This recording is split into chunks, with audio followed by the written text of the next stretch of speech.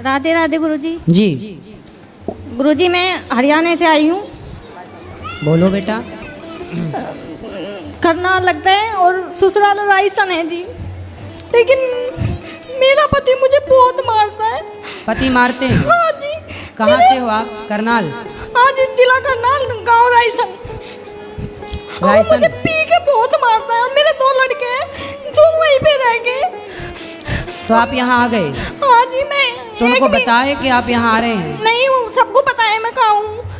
लेकिन वो मुझे कह रहा है कि अब अगर तू अब गई, तेरी गिट्टी में बुड़का मार के तुझे जान से मारूंगा। जब मैं वहाँ से भागी थी, जड्डों के दिन थे। तो किस बात के लिए मारते हैं वो? क्यों? दारू पी के मारता है जी। मैं उसे रोकती हूँ कि दारू मत पी कर, कुछ खाने पीने की चीज़ लेगा जिससे मैं भी खाऊँ और मेरे बच्चे भी खाएं। लेकिन वो ये बात नहीं समझता। बस मुझे रात को 2 बजे के बाद मुझे बहुत मारता है। और पिटबुल का कुत्ता बांध रखा था, वो खोल देता था जिससे कोई मोहल्ले पड़ोस का मुझे छुटवाने भी ना आए। पिटबुल का कुत्ता था जी, 8,000 का लिया था उसने। गंजा बेचा, उसमें भी मैंने इसका सपोर्ट करा क्योंकि मेरा धर्म था अपने पति की रक्षा करना। लेकिन उसने मुझे बहुत मारा जी।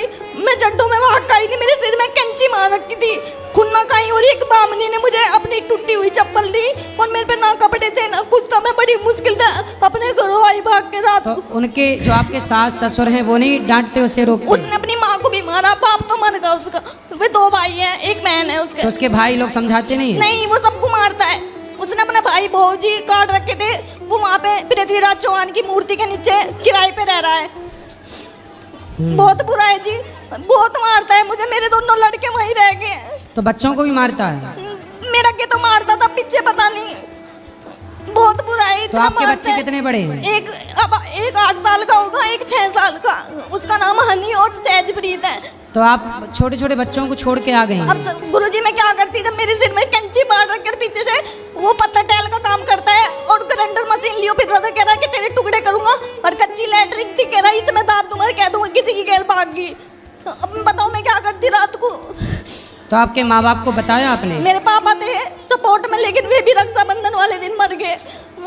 मम्मी सपोर्ट नहीं करती, भाई भी सुनते नहीं मेरे। भाई सपोर्ट नहीं करते? नहीं जी। 1 साल होगा उनके पास आए हुए मुझे हरियाणा। बताओ मैं आपकी क्या सेवा करूं?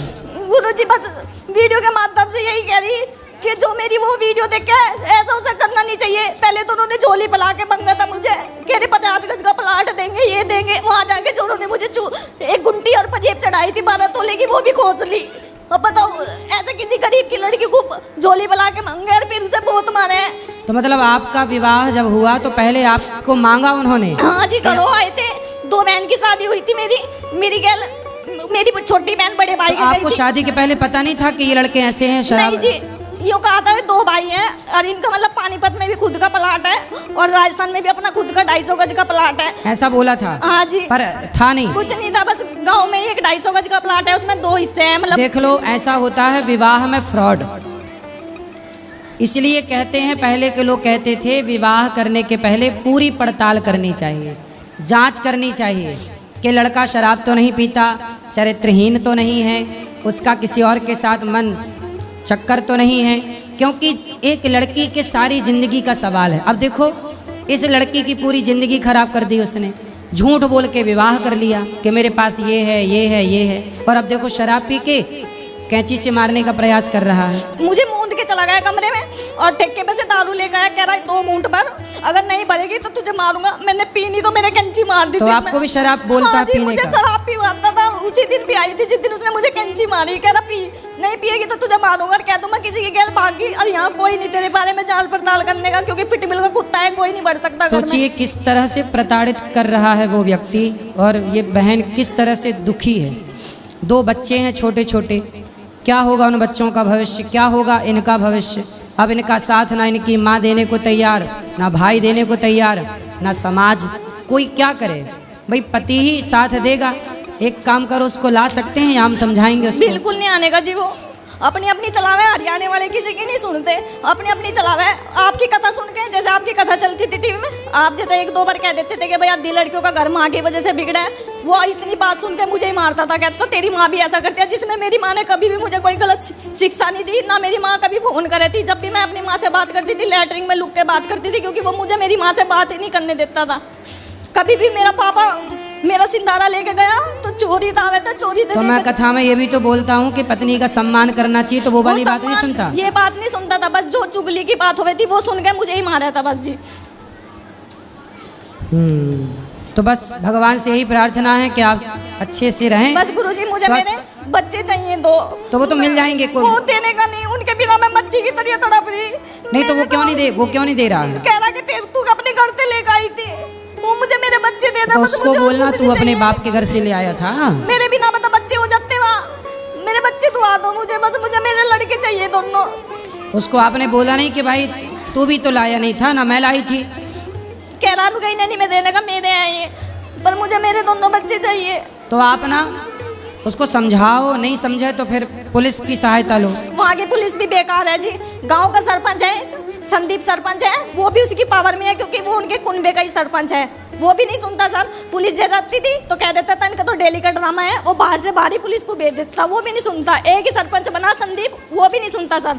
बेकार सरपंच है वहाँ के। हमारे इधर के प्रधान तो भाग के सुनते हैं, उधर के सरपंच भी बेकार होते हैं सर। इस सरपंच का मैटर नहीं है ना ये, पुलिस आती थी वो सर बाहर से बाहरी भगा देता था, कह देता था इनका तो कुत्ता बन रहा है पिटबुल का, तुम कहाँ जरबेने में फंस रहे हो, चले जाओ अपने। वो बाहर से बाहरी भेज देता। तो पुलिस में भी आप थाने के ऊपर भी तो शिकायत कर सकते हैं, एसडीएम को करिए। करनाल जो बड़ा डीएसपी वो लगती है उसमें भी गई मैं, वहाँ भी मेरी कोई सुनाई नहीं हुई जी। कह रहे घर का मैटर है, अपना बैठ के सुलझा लो। 50 बार तो वो होगी पंचायत, हाथ जोड़ जोड़ के घर से भी लेके गया, और वहाँ गाँव में भी पंचायत हुई, लेकिन उसकी समझ में नहीं आया। वो 2 दिन तो शांत रहता था, तीसरे दिन पी के फिर मुझे मारता था। देखो शराब कितनी बुरी है। शराब का विरोध हम लोग करते हैं तो बॉलीवुड के लोग, कुछ न्यूज़ वाले हम लोगों को कहते हैं कि आप संतों का ही विरोध करने लगते हैं। जबकि सोचिए बॉलीवुड के लोग क्या कहते हैं कि शिव जी पे दूध क्यों चढ़ाते हो, गरीब में बांट दो। अब बॉलीवुड वालों से बोलो कि तुम्हारी शराब के चक्कर में ये बहन का घर बिगड़ गया। अब बताओ जो पैसा शराब में खर्च होता है वो गरीब में क्यों नहीं बांट दिया जाए, वो गरीबों में बांटा जाए। इसलिए शराब को प्रमोट किसने किया? शराब का प्रचार कौन करता है? बॉलीवुड करती है। तो अब बताइए बहन का घर बिगड़ा है तो जिम्मेदार कौन है? वो लोग जिम्मेदार हैं जो शराब को प्रमोट करते हैं। लोग क्या गीत गाते हैं, मुझे पीने का शौक़ नहीं, पीता हूँ गम भुलाने को। अब आए वो लोग आगे और ये बहन का गम दूर करें। कैसे होता है ये गम दूर? तो शराब पीना कितना नुकसानदायक। देखो ये लड़की का जीवन खराब, इसके 2 बेटे हैं, वो भी अब क्या भविष्य होगा उनका।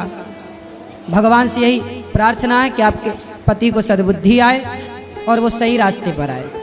राधे राधे। राधे राधे।